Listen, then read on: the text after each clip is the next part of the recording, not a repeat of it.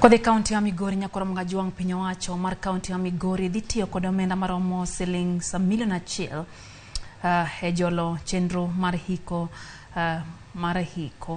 mag ji 11 manyocha owito ngimagi e masira mar apaya manyocha timore e boma ma Migori ngeso mokalo. Masira mar lori manyocha bregi ochot kendo gweyo ji e chuny boma.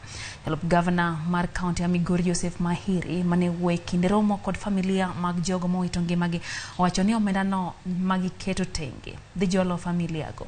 Mahiri bende owacho ni tarik 19 dweni e alap ma Migori idhi bagi alam ma kanyakla ne jogo manyocha owito ngimagi.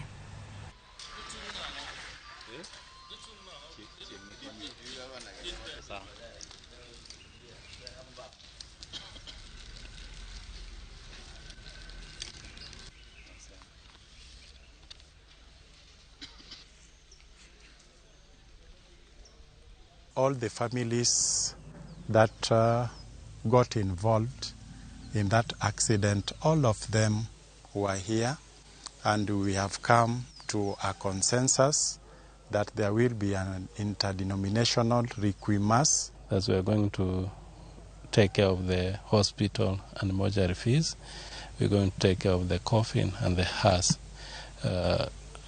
for the families. As a county, we have a budget of around 1 million to take care of the service and the other expenses of the families. Service is going to be held on next week, that's 19th, between 8 and 10. Where we already allocated places for taxis, allocated places for truck or the tippers where they're supposed to back.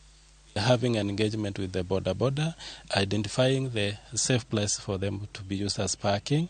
And I think after this meeting, the committee is meeting with the border leadership, we agree where they are going to be parking.